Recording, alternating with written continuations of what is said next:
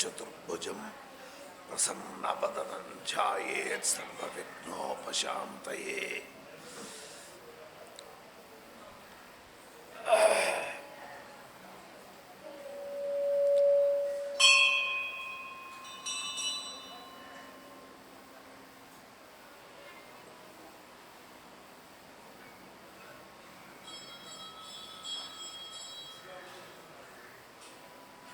అస్మదాచార్య పర్యంతం వందే గురు పరంపరం. వ్యాసం వసిష్ఠనప్తారం శక్తే పౌత్రమకల్మషం పరాశరాత్మజం వందే సుఖతాతం తపోనిధిం. వ్యాసాయ విష్ణురూపాయ వ్యాసరూపాయ విష్ణవే నమో వయే బ్రహ్మనిధయే వాసిష్ఠాయ నమో నమః. చతుర్వదనో బ్రహ్మ విబాహురపరో హరి అపాలలోచన శంభు భగవాన్ బాదరాయణః. చెప్పండి. కైలాస పీఠాసన మధ్య సంస్థం భక్తైః సనందాదిభి అచ్యమానం భక్తాద్రిత దావానల మప్రమేయం ఝాయేత్ ఉమాలింగిత విశ్వభూషణం యోధత్తే నిజమాయయైవ భువనాకారం వికారోజ్జితః యస్యాయుః కరుణాకటాక్ష విభవౌ స్వర్గాపవర్గాభిధౌ ప్రత్యగ్బోధసుఖాద్వయం హృది పశ్యంతి యం యోగినః తస్మై శైలసుతాంచితార్థవపుషే శశ్వన్నమస్తేజసే. ఈవేళ ద్వాదశ జ్యోతిర్లింగాలు చెప్పుకుంటాం. ఆ శ్లోకాలు వచ్చా సౌరాష్ట్రే సోమనాథంచ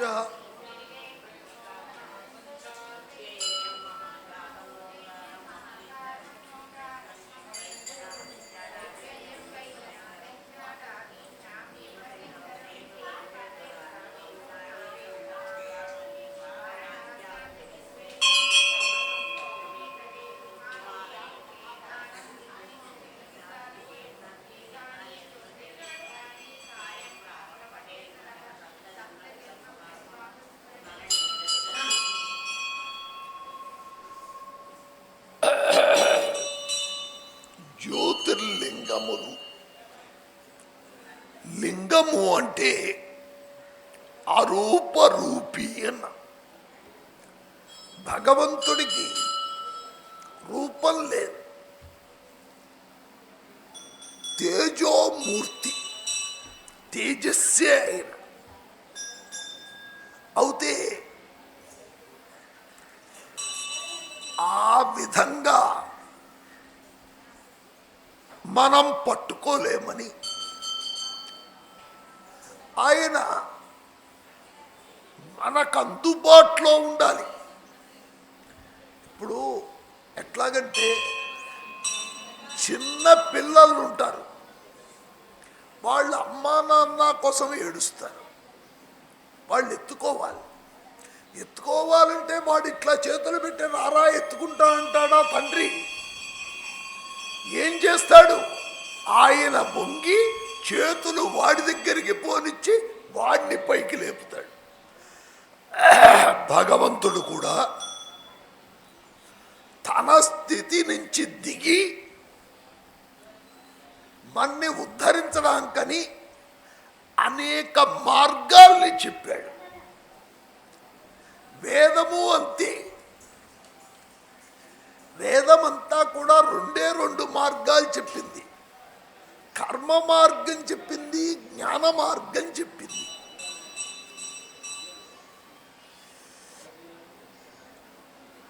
కర్మ మార్గం అంతా కూడా ప్రమాద భూయిష్టమై ఉన్నది. ఏది చేసినా కూడా దానికి అనేక సాధనాలు కావాలి, అనంతమైన సహకారం కావాలి. ఇది కాలదోషం వల్ల, వ్యక్తుల దోషం వల్ల ఇవన్నీ ప్రస్తుతం లుప్తప్రాయములైపోయినాయి. ఇటువంటి స్థితిలో ఈ జీవులు ఎట్లా ఉద్ధరించబడాలి?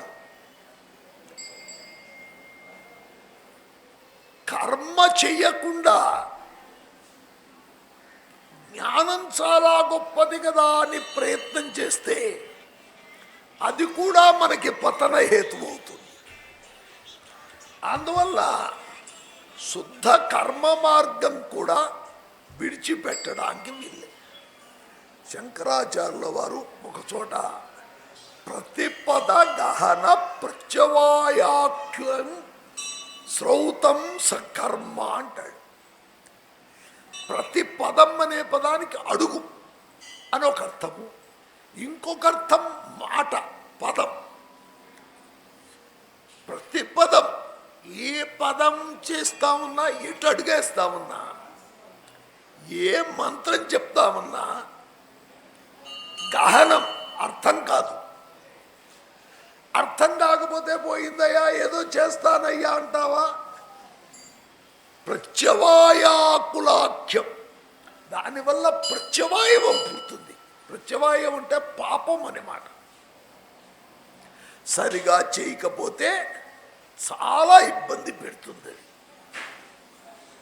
ఈ మంత్రానుష్ఠానాలు కానివ్వండి, తంత్రానుష్ఠానాలు కానివ్వండి, అట్లాగే ఇంకేవైనా సరే ప్రతిదీ కూడా అవగాహన కావడం చాలా కష్టంగా ఉంది ఈ కాలంలో. అందువల్ల ఆయన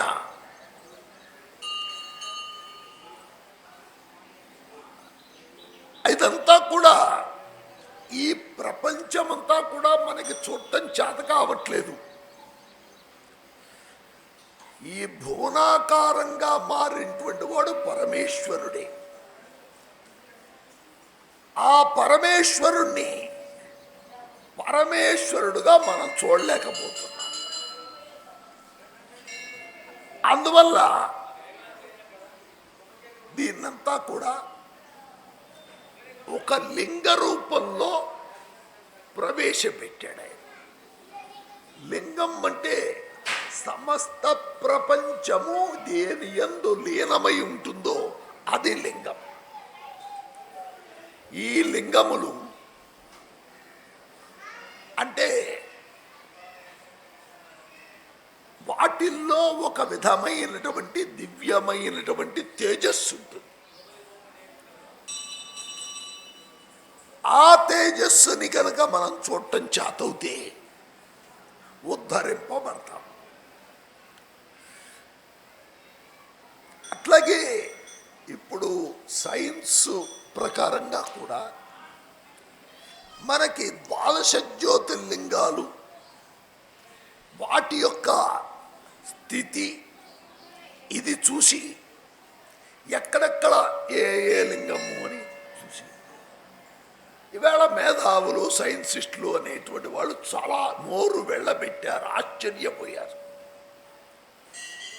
ఈ భూమధ్య రేఖ దీన్ని తీసుకొని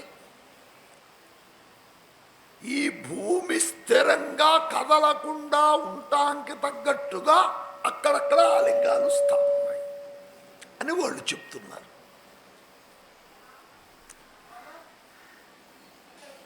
అట్లాగే ఈ 12 జ్యోతిర్లింగాలు కూడా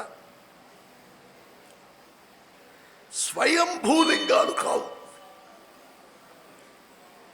ఇవి భక్తుల్ని అనుగ్రహించడానికి ఆయన వచ్చాడు. భక్తులు ఒక విగ్రహం పెట్టుకొని, లింగం పెట్టుకొని వాళ్ళు అర్చన చేస్తూ ఉంటే అందుట్లోకి ఆయన వచ్చి ప్రవేశించాడు. ఇటువంటివి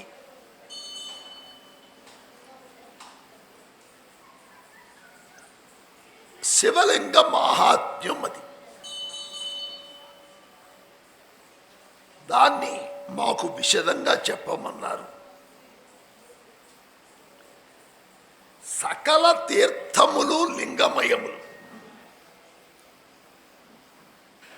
అంటే లింగం కాందంటూ ఏదీ లేదు. ఆ లింగం మీదే సర్వం ప్రతిష్ఠితమై ఉన్నది. లింగం ఎంత అంటే లెక్కలేదు. మనమేదో ఇంతింత లింగాలు పెట్టుకుంటున్నాం, కానీ యోగులైనటువంటి వాళ్ళు మహానుభావులు చూస్తే సమస్త ప్రపంచమంతా కూడా లింగస్వరూపంలో కనబడుతుంది. అటువంటి దాన్ని నేను చెప్తున్నాను. మనకి వేదం కూడా విశ్వం భూతం భువనం జాతం జనిష్యమాణం సర్వోశేష రుద్రస్తస్మై రుద్రాయ నమో అస్తు అంటుంది. ఈ విశ్వముందే ప్రపంచం, ఇంతకు ముందున్నది, ఇప్పుడున్నది, ఉండబోయేది ఎప్పుడూ కూడా అది భగవద్రూపమే, చిన్మయ మాత్రమే. అంటే ఈశ్వర యొక్క స్థితే ఈ ప్రపంచ రూపంలో మనకు కనబడుతున్నది.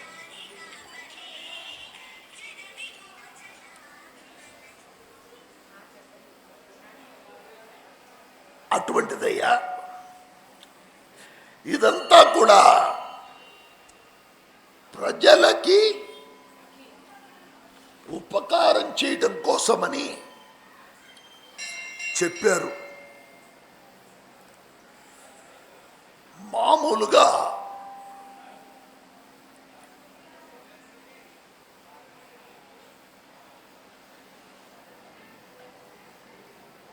శివాలయాల్లో అక్కడ తీర్థ ప్రసాదాలు తీసుకోవటం అనేటువంటిది పనికిరాదన్నారు. కానీ జ్యోతిర్లింగాలకి ఈ యొక్క నియమం లేదని చెప్పారు.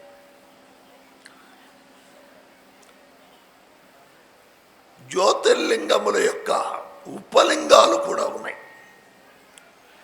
అవి సోమనాథుడు మొదటివాడు. మనకి శ్లోకంలో ఉన్నటువంటి పరంపర వేరు, ఇప్పుడు ఇక్కడ చెప్పేటువంటి వరుస వేరేగా ఉంది. అది కించిత్ తేడాదేంటైతేలే. సోమనాథలింగం మొదటిది. దానికి ఉపలింగము అంతకేశ్వర లింగం. ఈయన మహీనది అని ఒక నది ఉంది.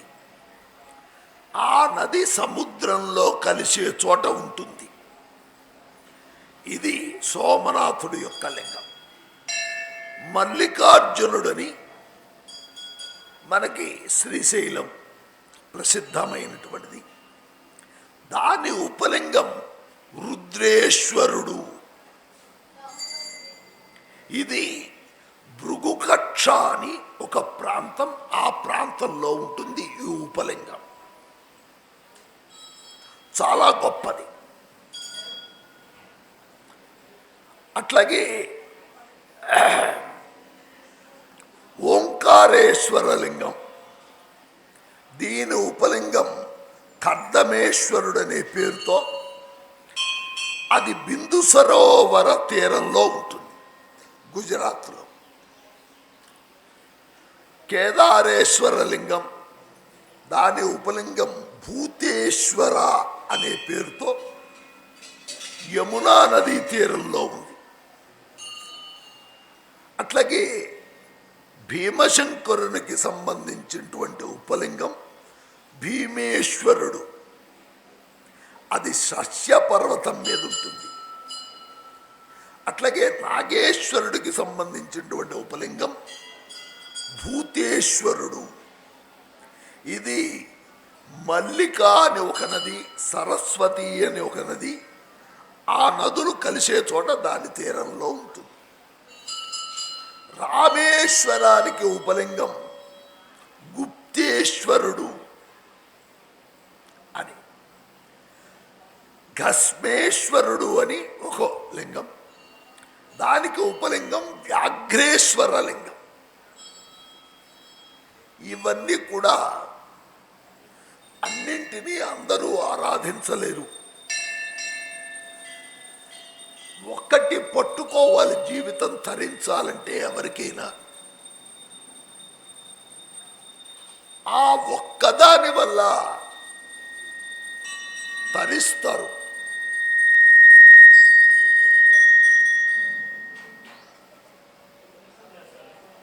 ఇప్పుడు ఈవేళ ఒక దేవుడు, రేపు ఒక దేవుడు, ఎల్లుండి ఒక దేవుడు, అట్లాగూ ఆదివారం ఒక దేవుడు, సోమవారం ఒక దేవుడు, అట్లాగే మంగళవారం, బుధవారం, ఇంకా వారాలు లేవు కానీ అన్ని దేవుళ్ళు ఉన్నారు.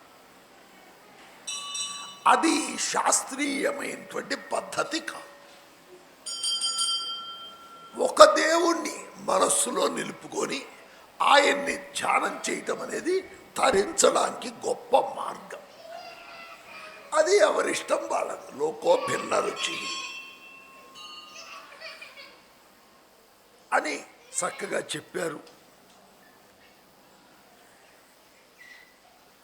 ఈ ఘస్మేశ్వరుణ్ణే కృష్ణేశ్వరుడు అని కూడా అంటారు. ఇది ఇట్లా ఉంది. ఇట్లా ఉండగా అట్లాగే కాశీ మొదలుగా కలిగిన చోట కొన్ని విశేషమైనటువంటి లింగాలు కూడా ఉన్నాయి. అత్రీశ్వర లింగం అనే ఒక లింగం కాశీలో. గంగా శివులు అత్రీశ్వర లింగంలో స్థిరంగా ఉంటారు.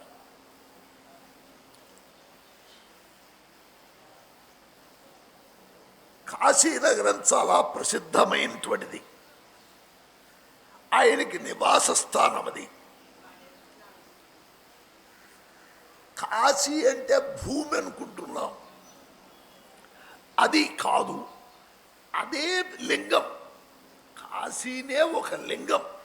లింగం అంటే మనకేదో ఇట్లా ఎత్తుగా ఉండి ఇట్లా బలంగా ఉండి ఏదో అనుకుంటాం, మన ఊహ. అది కాదు, కాశీ మొత్తం లింగం.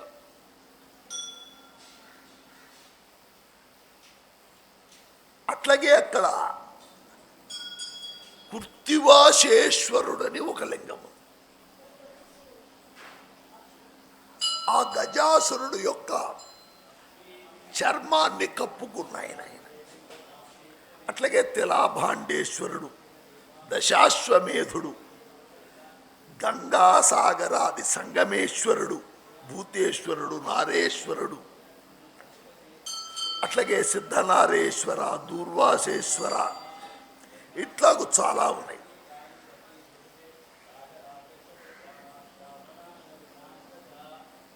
అక్కడ అత్రీశ్వర లింగం అని ఒక లింగం.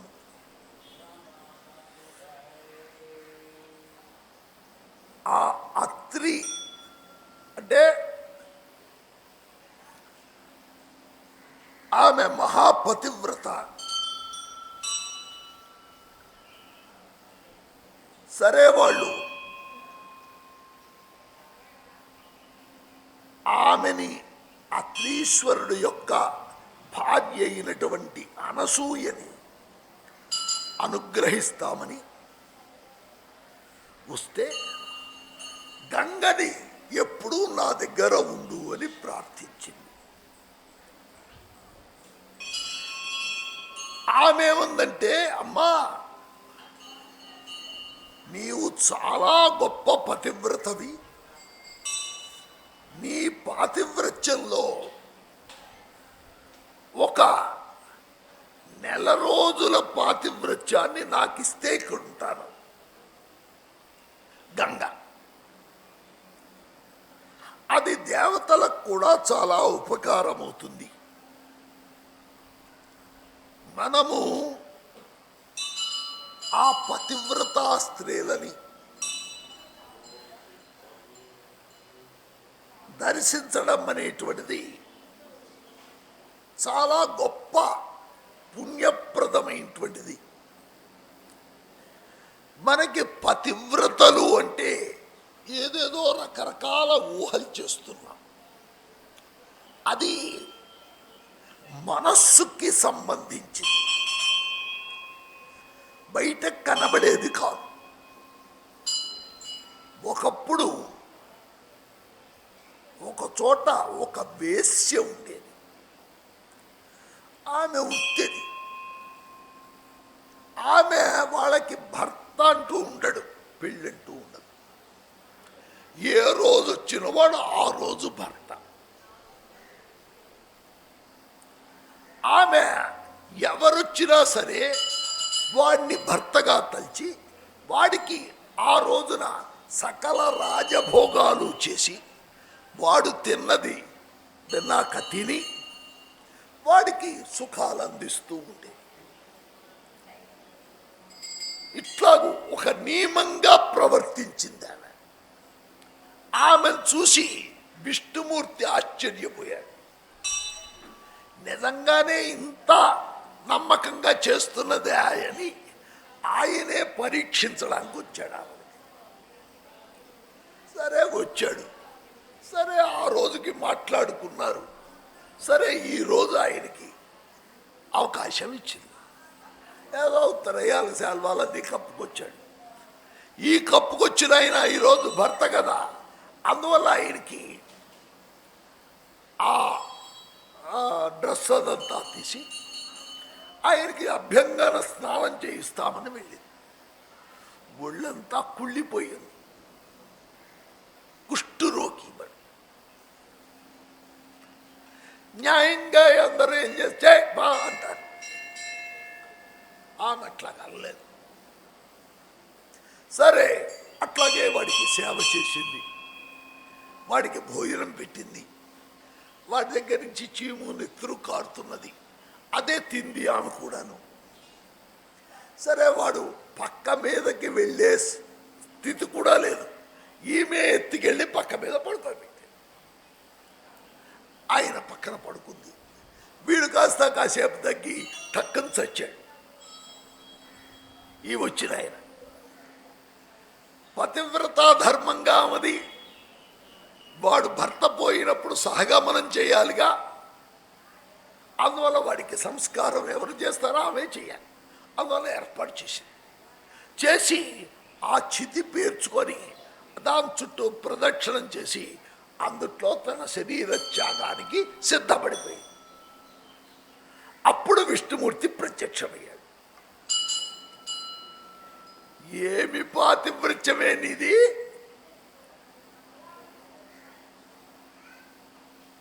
ఇది వింటానికి కొద్దిగా ఇదిగా ఉంటుంది, కానీ ఆమె మానసికమైనటువంటి స్థితిని లెక్కలోకి తీసుకున్నాడు విష్ణుమూర్తి.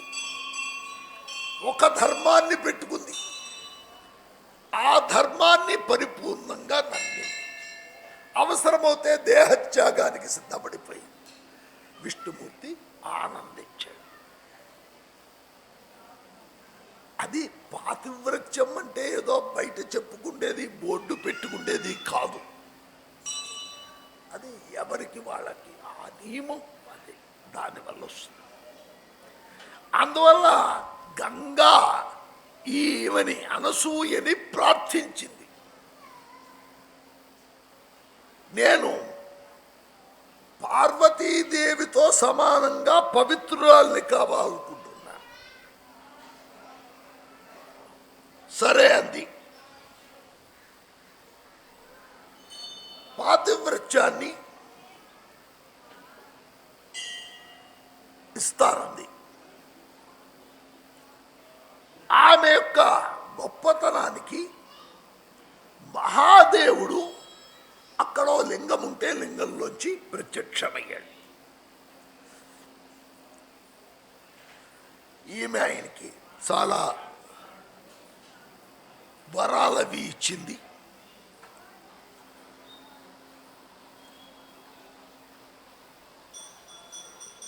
గంగ కూడా ఇక్కడే ఉంటానుంది. ఆ లింగం పేరే అత్రీశ్వరుడు అన్నారు.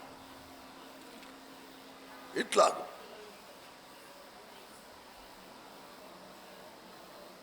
సరే, ఒక ఆమె ఋషిక అని ఒక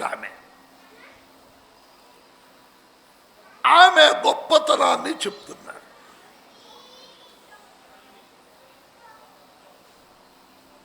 ఆమె ఒక బ్రాహ్మణ స్త్రీ,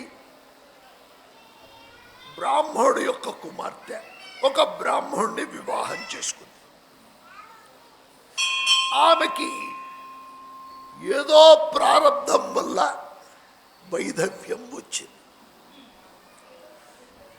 అయినా ఆమె బ్రహ్మచర్య వ్రతాన్ని పరిపాలిస్తూ రోజు పార్థివలింగాన్ని చేసి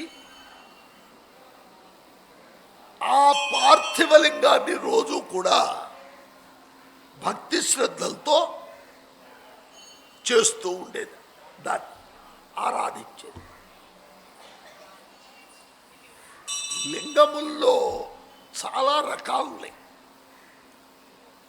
పార్థివలింగ పూజ చాలా గొప్పగా చెప్పారు. ఇది పాణిలింగం పవిత్రం అని మనకుంది. ఇది ఎక్కడో పెట్టి ఆసనం మీద పీట మీద పెట్టి పూజ చేసేది కాదు. చేతిలోనే ఆ మట్టిగా తీసుకొని ఆ మట్టితో ఒక లింగాన్ని తయారు చేసి ఆ లింగాన్ని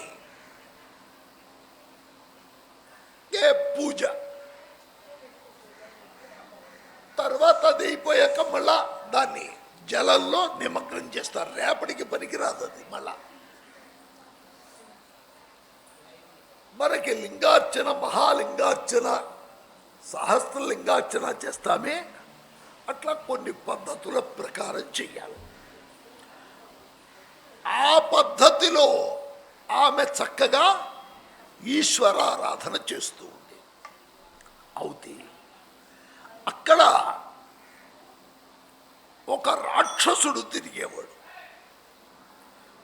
మూఢుడు అని పేరు. బాగా బలవంతుడు రాక్షసుడు. ఈమె చూశాడు. ఈమె అందానికి మోహపడి ఆయన్ని ఈమెను బలవంతం చేశాడు. ఆమె ఒప్పుకోలేదు. అవుతే వాడు ఈమె చాలాసార్లు ఆయన్ని తిరస్కరించింది, ఆ రాక్షసుడి పోరాడు. అవుతే వీడు బలవంతం చేసి బలాత్కారంగా ఆమెను అనుభవించాలనుకున్నాడు. అవుతే ఆమె ఆ సమయంలో కూడా స్త్రీ ఏం చేస్తుంది, వాడు రాక్షసుడు శివ శివ శివ అని శంకర శివ శంకర శివ మహాదేవ అంటూ స్మరణ చేసింది.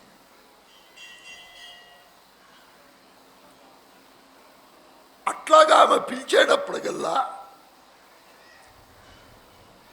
శరణు జొచ్చిన వాళ్ళని రక్షించేటువంటి స్వభావం కలిగినటువంటి ఈశ్వరుడు ప్రత్యక్షమయ్యాడు.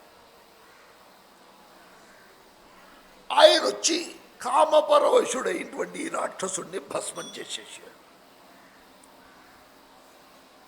సరే, అప్పుడు భక్త రక్షణ చిత్తుడైన పరమేశ్వరుడు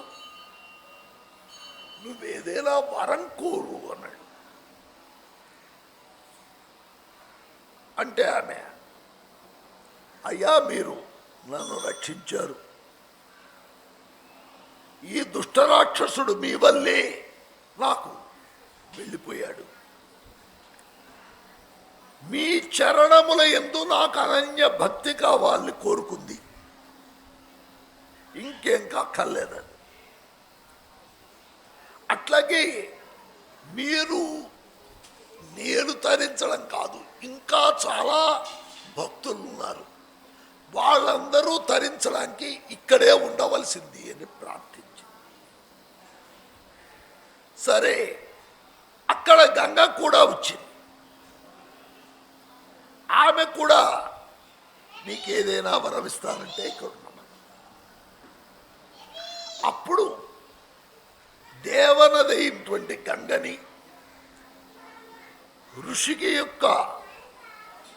ఋషిక అనేటువంటి ఆమె యొక్క పుణ్యాన్ని కొనియాడుతూ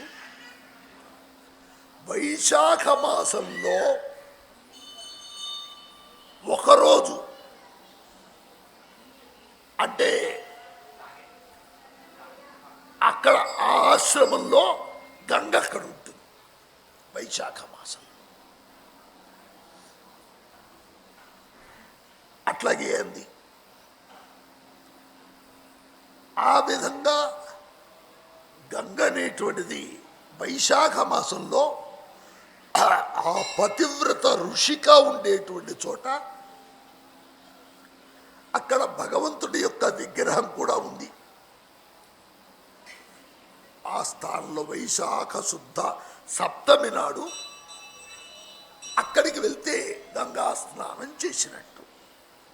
అది నర్మదా తీరంలో ఉంటుంది. అక్కడ శివుడి పేరు నందికేశుడు అని పేరు. ఇట్లా చెప్పారు. జ్యోతిర్లింగాల్లో మొదటిది సోమనాథుడు అని. సోముడు అంటే స ఉమా సోమ అంటే అమ్మవారితో కలిసి ఉన్నవాడు అనమాట. సోముడు అంటే చంద్రుడు అనే అర్థం.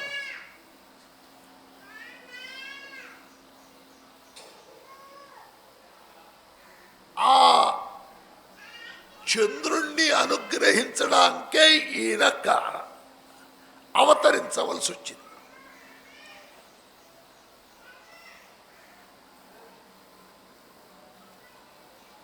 అది చెప్తా అన్నాడు. వెనక దక్ష ప్రజాపతికి అనేక మంది కూతుళ్ళు ఉండేవాళ్ళు. అందుట్లో 27 మందిని చంద్రుడికి ఇచ్చాడు. సరే, అందుట్లో రోహిణి అనేటువంటి ఆమె చాలా అందగత్తె. ఆమె యందు ఆయనకి మనస్సు ఎక్కువ లగ్నమైంది.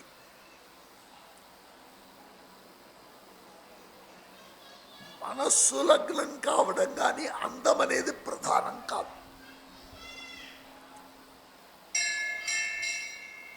మిగతా అప్పచెల్లెళ్ళకి బాధగా ఉండేది. సరే, ఏం చేస్తారు, వీళ్ళు వెళ్ళి తండ్రికి చెప్పారు. ఆయన కూడా చాలా, అరే ఈ పిల్లలకి ఇట్లా చేస్తాడేమిటి వీడు అనుకున్నాడు. ఆయన చంద్రుణ్ణి పిలిపించి, స్త్రీలందరి యందు నువ్వు సమభావంతో ఉండాలి కదయ్యా. ఒకరి యందు ఎక్కువ భావము, ఇంకోళ్ళ యందు తక్కువ భావం ఉంటామనేది నరకానికి హేతు అవుతుంది. అందువల్ల ఇది నీకు తగ్గ పని కాదు. ఇట్లా జరగకుండా చూసుకో అని హెచ్చరించాడు. కాలము చాలా బలవత్తరమైనటువంటిది. కాలానికి బద్ధులు అందరూ అవుతారు. బ్రహ్మగారు ఒక కులాలులాగా బతుకుతున్నాడు. కులాలుడు అంటే కుమ్మరివాడు.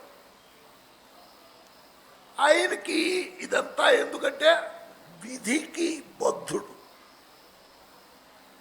విధి ఆయనకి ఈ యొక్క సృష్టి చేయమని చెప్పాడు. రోజు మన కుండలన్నీ తయారు చేస్తూ ఉంటాయి. ఈశ్వరుడంతటి వాడు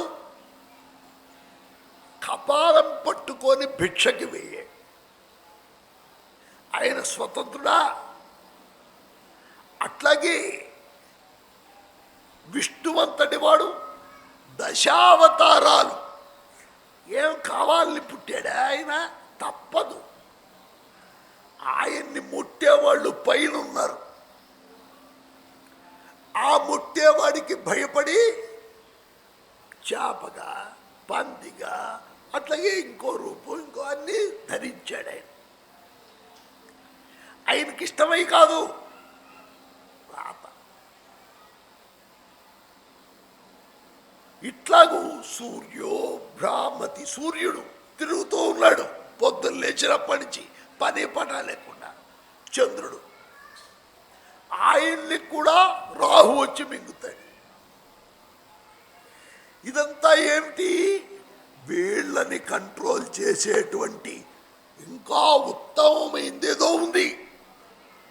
అదే చెప్తుంది వేదం కూడా. భీషాస్మాత్ పవతే భీషోదేతి సూర్య భీషాస్మాదగ్నిశ్చేంద్రశ్చ మృత్యుర్ధావతి పంచమ ఇది అంటున్నా. భీషాస్మాత్, ఎవరైనా సరే ఏదో ఒక కంట్రోల్ స్థానం లేకపోతే, భయం అనేది లేకపోతే స్వేచ్ఛా ప్రవృత్తి. ప్రపంచము స్వేచ్ఛా ప్రవృత్తిగా ఉంటే నిలవదు. అందరూ కంట్రోల్లో ఉండవలసిందే. ఒక ఆఫీస్కి వెళ్ళేవాడిన టైం ప్రకారం వెళ్ళవలసిందే. లేకపోతే ఆయన పైన ఒక అధికారి ఉంటాడు, తీసేస్తాడండి భయం. అట్లాగే సూర్య భగవానుడు రోజు వస్తాడు. మృత్యుదేవుడు మృత్యుర్ధావతి పంచమై, అబ్బో అబ్బో పరిగెత్తుతూ ఉంటాడంట. ఆయన లిస్టులు చాలా ఉంటాయి. అవన్నీ ఎక్కడ ఏ జీవిని ఏ సమయంలో ఎట్లా తీసుకెళ్ళాలి అంతా ఉంటుంది లిస్టు. దాని ప్రకారం నడుచుకుంటాడు. మనం అనుకునేటువంటి బ్రహ్మ విష్ణు మహేశ్వరులు కూడా స్వతంత్రులు కాదు. ఎవడైనా ఎవడికి దండం పెట్టాలండి? స్వతంత్రుడికి దండం పెట్టాలి. ఎవడో చెప్పిన పని చేసేటువంటి ప్యూన్తో మనకేం పనండి? ఈవేళ ప్యూన్లే పెద్ద స్థితిలో ఉంటున్నారు, అది వేరే విషయం. ప్యూన్లు వాళ్లే గొప్పవాళ్ళు, వాళ్ళకే ముందు నమస్కారం పెడితే కానీ పని కావట్లేదు. అది లోక వ్యవహారం. అసలు మనం ఎవరిని పట్టుకోవాలి? ఆశ్రయం మహదాశ్రయం. అందువల్ల ఈ సూర్యుడిని ఆరాధించడం, ఈ చంద్రుణ్ణి ఆరాధించడం, అట్లాగే ఇంకో ఇంద్రుణ్ణి, ఇంకొకళ్ళని ఆరాధిస్తాం. ఈ ఆరాధన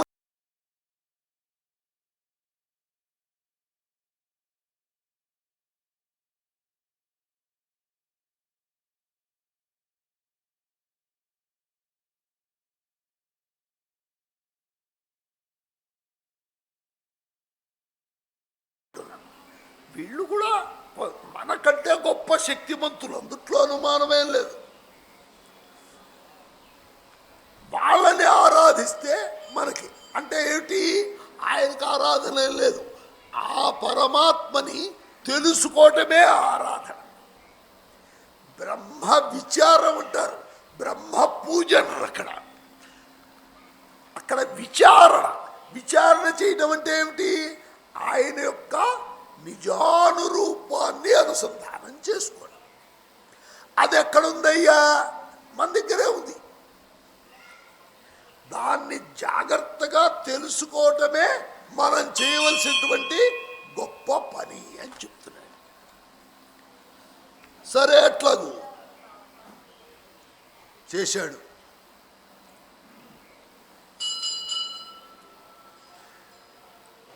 ఆ దక్షుడికి ఇట్లాగే ప్రవర్తిస్తే చంద్రుడు దక్షుడు కోపించిన వాడై నీవు క్షయరోగ పీడితుడవుతావు అని శాపం ఇచ్చాడు.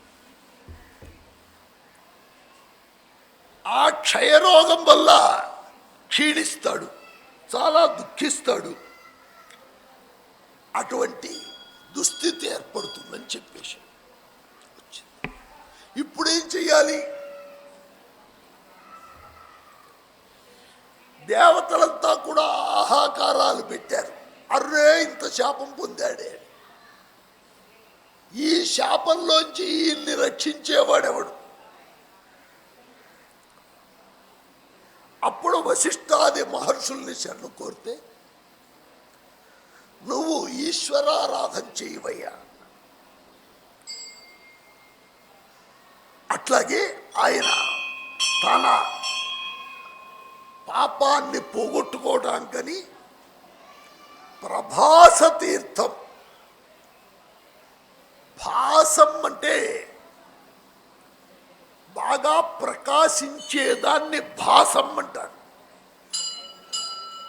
ప్రభాసం అంటే ప్రకృష్టేన భాషం అంటే బాగా ప్రకాశిస్తుంది. అంటే ఈ భూప్రదేశంలో కూడా అన్నీ ఒక లెవెల్ కాదండి. కొన్ని ప్రదేశాల్లో భగవంతుడి యొక్క శక్తి ఎక్కువగా ఉంటుంది, అన్ని చోట్ల ఉంది. ఇప్పుడు ఆవు ఉందండి, ఆవు దగ్గర ఆవు నుంచి పాలు తయారవుతున్నాయి. మనకి పాలు పొదుగులో వస్తున్నాయి. పొదుగులోనే పాలు ఏర్పడ్డయ్యా. అసలు పాలు అనేది దాని శరీరమంతా వర్క్ చేస్తే ఏర్పడదే, శరీరమంతా వర్క్ చేస్తే ఏర్పడదు. ఆగ్నేయ సంచి ఇవన్నీ ఉన్నాయి. అక్కడ పాలు పితగలమా మనం? పొందలే. ఆ పాలు పితకడానికి సులభంగా మనకి రావడానికని ఒక పొదుగు అనేది ఏర్పాటు చేశారు. అట్లాగే మామిడి చెట్టు ఉంది, మామిడి చెట్టుకి ఫలాలు వస్తున్నాయి. ఈ ఫలము ఆ కొమ్మ చివర మనకి కనబడుతున్నది. అయితే ఈ ఫలం రావడానికి ఏదేది కారణం చెప్పండి? ఆ మాను, అక్కడ ఉన్న ఆకు, రెమ్మ, అట్లాగే వేళ్ళు, అట్లాగే దానికి కాండం మొత్తం కారణం. వీటన్నింట్లోనూ ఆ ఫలానికి సంబంధించినటువంటి శక్తి ఉంది. మనం మాల్లోంచి మామిడి పండు యొక్క రసాన్ని లాగలమా? మనకి శక్తి లేదు. అందువల్ల ఏం చేస్తారు? దీన్ని ఫలంగా మార్చి మనకు అందించాడు. అప్పుడు మనం తింటాం చాలా తేలిక. అట్లాగే భూమిలో అనేక దివ్యమైనటువంటి శక్తులన్నీ ఉన్నాయి, ఈశ్వర శక్తులన్నీ ఇక్కడ ఉన్నాయి. అయితే మనం చూడలేం. అందుకని ఏం చేశాం మనం? ఒక లింగాన్ని ఒక చోట, ఒక ప్రదేశంలో, ఒక క్షేత్రం, ఒక తీర్థం, ఇవి ఏర్పాటు చేశాం. ఇదంతా తీర్థం కాదని అర్థం కాదు, ఇదంతా అపవిత్రమని కాదు అర్థం. ఇది పవిత్రమే. కాశీ ఉంది, కాశీలో ప్రతి రేణువు ఈశ్వరలింగమే. అది ఈశ్వరలింగం అనుకుంటే కాశీకి వెళ్ళలేరు. వెనక చంద్రశేఖర భారతీ స్వామి వారు, శృంగేరి పీఠాధిపతులు, వారు అలహాబాద్ దాకా వెళ్ళారు. వెళ్ళి కాశీ యాత్రకని బయలుదేరారు. అలహాబాద్ దాకా వెళ్ళారు. ఆయనకి అక్కడే జ్యోతిర్లింగ స్వరూపంగా కాశీ కనబడదు. నేను రానున్నాడు. ఆయన వెనక్కి వచ్చేసారు, వెనక్కి వచ్చేసారు.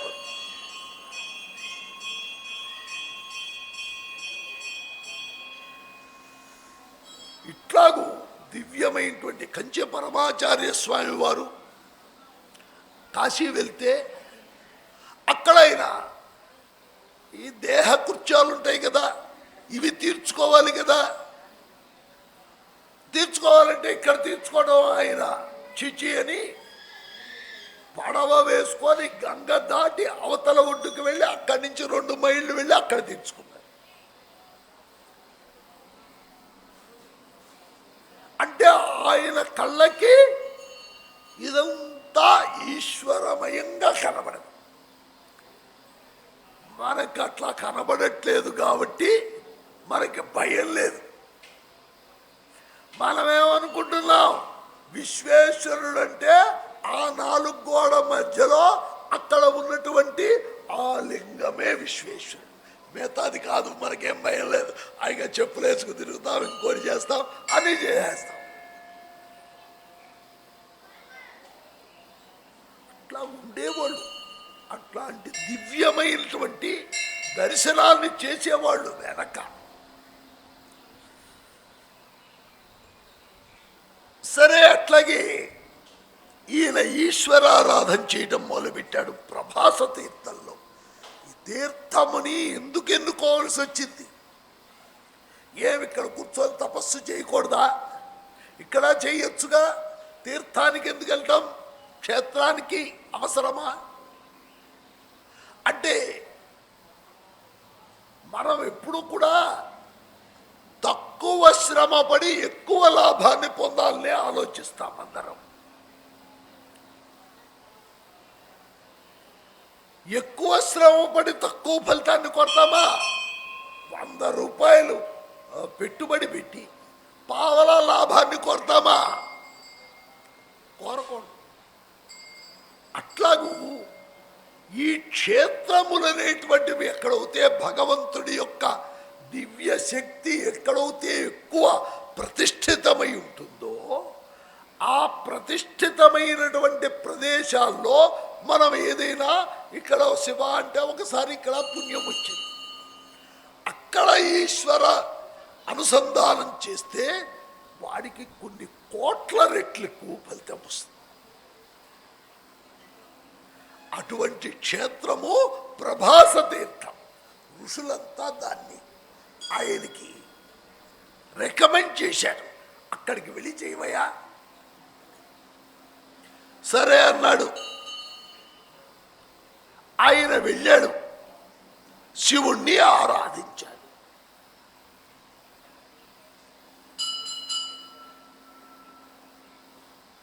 ఒక శివలింగాన్ని పెట్టుకొని అయినా నిత్యం దానికి అభిషేకాదులు చేస్తూ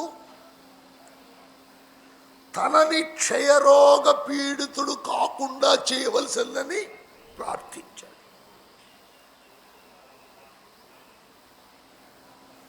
సరే, ఆయన ఈశ్వరుడు. ఇప్పుడు వీడు తప్పు చేశాడు, చంద్రుడు కొన్ని తప్పులు చేశాడు. ఇప్పుడు కథల యొక్క సారాంశం ఎట్లాగుంటుందంటే, ఏ పురాణం చూసినా ఆయన వేదం చదువుకున్నాడండి, యజ్ఞం చేశాడండి, చాలా శ్రోత్రియ బ్రాహ్మణుడండి, చాలా నియమంగా ఉన్నాడండి, అందువల్ల ఆయన ముక్తిని పొందాడండి అని చెప్పిన పురాణమే లేదు.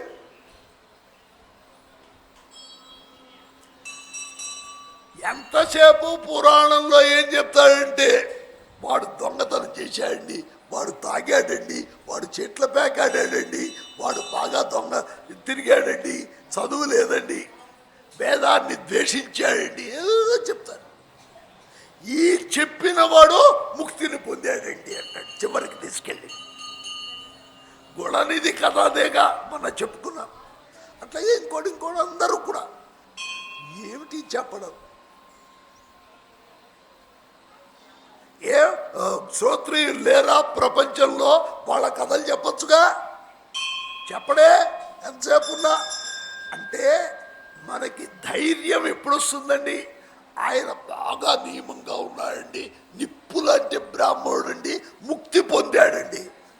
నేను అట్లాగుండనుగా, ఉండనప్పుడు నాకు ముక్తి కావాలనుకున్నాను, ఆయన పొందితే నాకు లాభమే ఉంది. అందువల్ల మనకంటే కూడా చాలా తక్కువ స్థితి వాళ్ళు ఉన్నారు. వేశ్యలు, ఇంకోళ్ళు వీళ్ళంతా ఉన్నారు.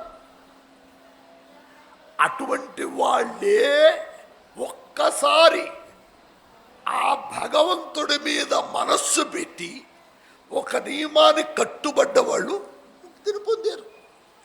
ఏమయ్యా ఇంత విభూతి పెట్టుకొని రోజు స్నాన సంధ్యావనాలు చేస్తున్నటువంటి నీకు ముక్తి వస్తుందా రాదా అని భయమా? భయం లేదు, నీకు ధైర్యం చెప్తాయి పురాణాలు. నన్ను చెప్పారు ఆంజనేయ స్వామి అమ్మవారి దగ్గరికి వెళ్ళాక ధైర్యంగా ఆమెకి ధైర్యం కలిగించాలి, అట్లా మాట్లాడాలి. అందువల్ల పురాణాలు ఆ పద్ధతిలో మాట్లాడతాయి. మాట్లాడే తీరు అప్పుడు మనకి ధైర్యం వస్తుంది. ఆయన ఎక్కించేసాడండి, బాబో చాలా గొప్పవాడండి, ఆయన ముక్తిని పొందాడండి, నా కర్మ ఏమిటి, నేనేం చెయ్యాలి?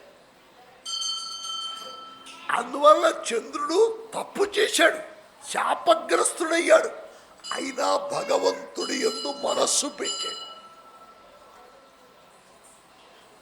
రామచంద్రుడు కూడా ఒక నియమం ఆయనకి. కృష్ణుడికి రాముడికి తేడా ఉంది. శరణం ఇవ్వడంలో అభయం సర్వభూతేభ్య దదామి చేతద్వ్రతం మమ అంటాడు రాముడు. సకుదేవ ప్రపన్నాయ, ఒక్కసారి వచ్చి నా కాళ్ళ మీద పడి అయ్యా నువ్వే దిక్కు అను చాలు. వాడి బ్యాక్గ్రౌండ్ అనవసరం. విభీషణుడు అంతే కదండి, రాక్షసుడు కదా, ఆయన వచ్చి శరణన్నాడు. ఈ రాక్షసము నువ్వు రాక్షసుడు విరా అని ఆయన లెక్క చేశాడా? లేదు పా అన్నాడు. ఉన్నటువంటి సుగ్రీవాదులు ఆయన మిత్రులు చాలా మంది వద్దన్నారు, ఆయన్ని జరుచుకోవద్దన్నారు. అక్కర్లేదు పొమ్మన్నాడు. ఒకసారి అది నా వ్రతం. కాకి అపరాధం చేసింది, అయినా వచ్చి కాళ్ళ మీద పడ్డది, రక్షించాడు. అది ఈశ్వరుడు యొక్క తత్వం. కృష్ణుడు ఉన్నాడే, ఈయన ఉంటాడంటే సర్వధర్మాన్ పరిత్యజ్య మామేకం శరణం వ్రజ, నువ్వు అన్నీ వదులుకొని నా దగ్గరికి రమ్మంటాడు. వదులుకోవడం చేతకవుతే ఆయన దగ్గరికి ఎందుకంటే మనం వెళ్తాం, మనకి చేత కాదు. రాముడు ఇచ్చేటప్పుడు కృష్ణుడు ఇవ్వటానికి చాలా తేడా ఉంది. కృష్ణుడు గీచి గీచి బేరాలాడతాడు, ఆయన ఎవ్వడికి పరిపూర్ణంగా ఇవ్వడు, సామాన్యంగా ఏదో రుచి చూపిస్తాడంతే. రాముడు ఇచ్చాడంటే తరాలు ఇస్తాడు. విభీషణుడికి పట్టాభిషేకం చేశాడు. ఎట్లా? ఆచంద్రతారార్కం. ఇప్పుడు ఉన్నాడు విభీషణుడు. రాముడిని పూజిస్తే ఇచ్చేది అటువంటి వాడు. అట్లాగే ఈశ్వరుడు కూడా తన యందు భక్తిని చూపిస్తే నువ్వు ఏం చేసినా నెత్తి మీద పెట్టుకుంటారా అబ్బాయి? నెత్తి మీదే పెట్టుకున్నాడు ఆయన్ని, చంద్రుణ్ణి. అది ఈశ్వరారాధనలో జరిగేటువంటి లాభం. ఇది తెలియజేయడానికే ఈ కథ. ఈశ్వరారాధన చేస్తే మనకు వచ్చేది ఒక్క మారేడు తలం వేయి ఆయన మీద. త్రియాయుషం జమదగ్నే కశ్యపస్య త్రియాయుషం యద్దేవానాం త్రియాయుషం అంటాడు. యావయ్యా మూకు 3 తరాలకి సరిపడా ఆయుర్దాయం తీసేయి. దేవతలకుండే ఆయుర్దాయం, కశ్యప ప్రజాపతికి ఉండే ఆయుర్దాయం, దేవతలకుండే ఆయుర్దాయం వచ్చేస్తుందని. ఆ మారేడు తలం ఏమన్నా మనం తింటామా? ఏమన్నా పప్పు వండుకుంటామా? ఎందుకో కలేదు. అటువంటిది వేస్తేనే ఆనందిస్తాడు. డబ్బు రూపాయి పెట్టి ఎవడు కొనక్కల్లా. ఉమ్మెత్త పూలు, తుమ్మి పూలు, వీటితో ఆనందిస్తాడు ఆయన. విష్ణుమూర్తి దగ్గర వచ్చినప్పుడు అలంకార ప్రియుడు ఆయన. ఆయనకి ఏదో అలంకారాలు వ్యాసాలు శోధులు చాలా ఉంటాయి ఆయన ఎస్టిమేషన్. అందువల్ల ఆయన వచ్చి ప్రత్యక్షమయ్యాక ఈయన కోరాడు, అపరాధాన్ని క్షమించమన్నాడు.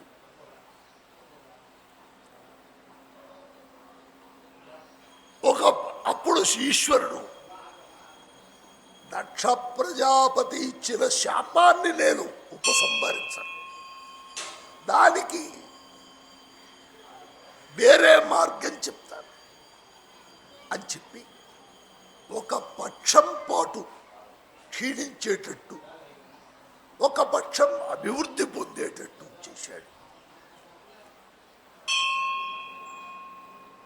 ఇదయ్యా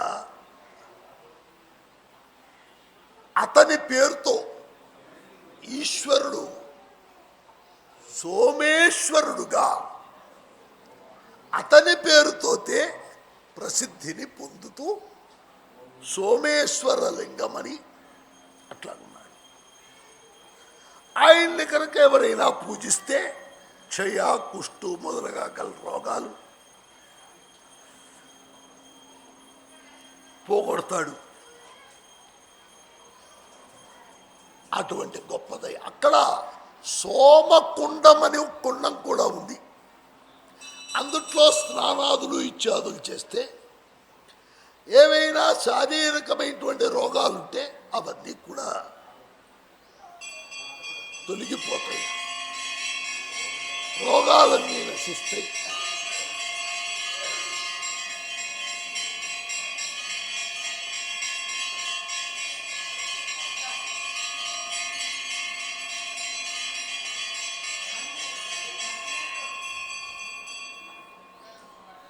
భక్తి యొక్క పరాకాష్ఠ. సరే, ఈ విధంగా జరుగుతున్నాయి. తర్వాత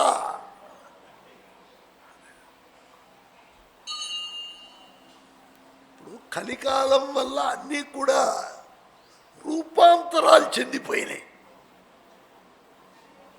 భక్తి అంటే అసలేమిటో తెలియదు. స్వాత్మానుసంధానం భక్తిరిత్యభిధీయతే అంటాడు. తన యొక్క ఆత్మని తాను అనుసంధానం చేసుకోవటమే భక్తి అనే పదానికి అర్థం. ఇప్పుడు వేషం ఎంత ఇస్తే అంత భక్తి అంటారు. బాగా కూర్చొని వాడేవో లోపల గదిలో కూర్చొని ఏదో రామకృష్ణ అనుకున్న వాడు నిద్రపోతున్న వాడి కింద లెక్క. ఎవడు ఇంత గుర్తు పెట్టుకొని అరిచి చప్పట్లు కొడుతూ డ్యాన్స్ వేసి ఓ భయంకరంగా ఉంటాడు వాడు భక్తుడు. ఇట్లాంటి దుస్థితి కాలం ఏర్పడిపోయింది. సరే, అక్కడి నుంచి మల్లికార్జునుడని ఒక లింగం. ఇది మనకి శ్రీశైలంలో ఉంది. ఎన్నెలా చెప్పుకున్నాం. వీళ్ళ కుమారస్వామి, గణపతి వీళ్ళ యొక్క వివాహ సమయంలో గణపతికి వివాహమయ్యి కుమారస్వామికి కాకపోవడం వల్ల ఆయనకి తల్లిదండ్రుల మీద కోపం వచ్చి ఇల్లు విడిచిపెట్టి వెళ్ళిపోయాడు. ఎక్కడికి వెళ్ళాడు? క్రౌంచ పర్వతం, అదే మనకి హిమాలయ, అదే శ్రీశైలం, అక్కడికి చేరాడు. సరే, ఏదో అయిందో అని ఆయన చూస్తున్నాడు. అక్కడ ఆయన వధువు అన్వేషణ చేస్తున్నాడు, పెళ్లి చేసుకుంటామని. అక్కడదే ఈమె వల్లి అనేటువంటి ఆమె. సరే, అక్కడ చాలా కాలం ఉన్నాడు. ఈశ్వరుడు సరే రారా అబ్బాయి అన్నారు, రా అన్నాడు. ఎక్కడే ఉంటా అన్నాడు. వీళ్ళకి ఆగదుగా, అమ్మవారు రోజు పోరు పెట్టేది. దాంతో తప్పదురా బాబు అని వెళ్ళేవాళ్ళు. వీడికి పెళ్లి కావాలి. ఇప్పుడు తల్లిదండ్రులు చెప్పినటువంటి మాట నేను వెళ్ళను అనే స్థితికి వచ్చేసా. ఆ రోజునే ఉంది ఇదంతా గొడవ, వీళ్ళ కొత్తగా వచ్చిందేం కాదు. అక్కడి నుంచి ఆయన ఈశ్వరుడు సర్వసమర్థుడు కాబట్టి అక్కడ ఒక బిల్లుల్ని ఏర్పాటు చేశాడు ఓ పోయేవాడిని. వాడికి ఒక అందమైన కూతుర్ని పెట్టాడు. సరే వీడు కుమారస్వామి మెల్లగా వెళ్తున్నాడు. ఎవడివి నువ్వు, ఏమిటి, అది ఇది అని సంభాషణలు రోజు తిరుగుతుండే ఉంటాయిగా. వాడితో ఫ్రెండ్షిప్. సరే వాడిని రమ్మన్నాడు. సరే వెళ్ళాడు. ఆ పిల్లలు చూశాడు, మోహించాడు. ఇది శివుడు ఏర్పాటు చేశాడని ఆయనకి తెలీదు.